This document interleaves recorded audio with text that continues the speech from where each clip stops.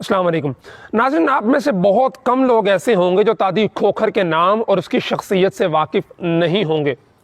اپنی داڑھی اور حلیے کی وجہ سے انتہائی دیندار دکھنے والا یہ شخص راولپنڈی اور اسلام آباد کے اندر دہشت، خوف اور نفرت کی ایک بہت بڑی علامت تھا، لیکن آج اسرائیل علیہ السلام کے ساتھ اپنے آخری انجام کی طرف روانہ ہو گیا ہے۔ ناظرین، یہ شخص راولپنڈی کے پرانے ایئرپورٹ کے قریب کورال چوک، جسے ایئرپورٹ چوک بھی کہتے ہیں، وہاں پہ اپنا ڈیرا جمائے ہوئے تھا۔ پلاٹوں پر قبضہ، مکانوں پر قبضہ، غریبوں کو ان کے گھروں سے بے دخل کر کے ان گھروں پر قبضہ کرنا اور ارد گرد کی زمینوں کو ہتھیا کر ملک ریاض جیسے بلڈرز کو بیچنا اور 2 نمبر کمائی سے گاڑیاں خرید کر ان کے اوپر 333 غیر قانونی نمبر لکھوانا اور اسی نمبر کے نام سے گینگ بنا کر مسلح جتھوں کے ساتھ باہر نکل کر عام لوگوں کو ڈرانا، دھمکانا اور ان سے زمینیں اور پیسے ہتھیا کر ان پہ روب و دبدبہ جمانا، یہ تاجی کھوکھر کے پسندیدہ مشغلوں میں سے تھا۔ ناظرین، اس پر بھتہ خوری، قبضہ اور دیگر کیسز کے ساتھ ساتھ قتل کے بھی کئی کیسز تھے، جن میں بدنام زمانہ زاہدہ بی بی کیس کو خاصی شہرت حاصل ہوئی تھی۔ ماضی میں ایک بار اس کی وفات کی جھوٹی خبر چلی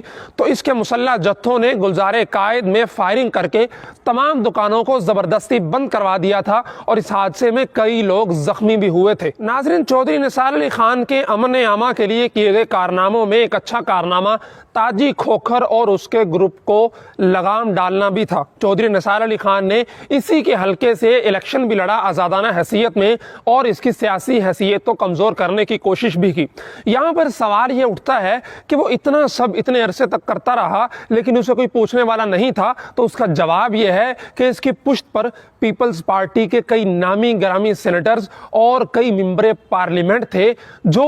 اسی کی دست شفقت کی وجہ سے جیتتے رہے اور پھر اسمبلیوں میں پہنچ کر اور سینٹ میں پہنچ کر اس کے لیے کام کرتے رہے اور اسے سیاسی پناہ میسر رہی۔ ناظرین، آپ نے تاجی کھوکھر کے ساتھ ساتھ ظفر سپاری اور فاروق کھوکھر کا نام بھی ضرور سنا ہوگا۔ ظفر سپاری بھی اسی کا آدمی، جبکہ فاروق کھوکھر اس کا اپنا بیٹا ہے، جو کہ آج کل ایک برانڈ کے طور پہ اور ایک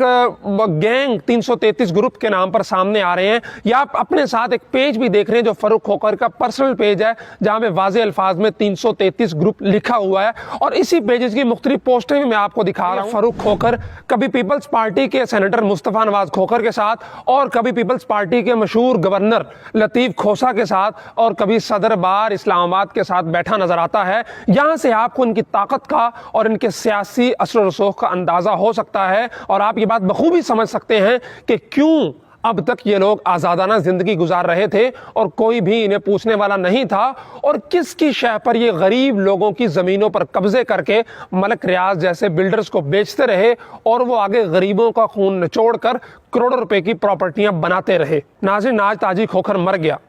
ہزاروں ایکڑز پر قبضہ کرنے والا آج صرف 2 گز زمین پر سوئے گا اور اس کی روح ان تمام چیزوں کا حساب دیتے ہوئے یقیناً کانپے گی۔ یہاں پہ آخر میں ایک پیغام آپ کو دینا چاہتا ہوں کہ مجرم صرف مجرم ہوتا ہے، اس کی داڑھی، اس کی ٹوپی، اس کا حلیہ قطعی اس کو بچانے میں کام نہیں آتا۔ نہ جانے کتنے غریب اور کتنے مظلوم خواتین اور بیوہ ہوں گی جن کی آہیں لے کر آج تاجی کھوکھر قبر کے اندر اترے گا، اور قبر میں اسے ہر غریب کی ایک ایک آہ کا حساب دینا پڑے گا۔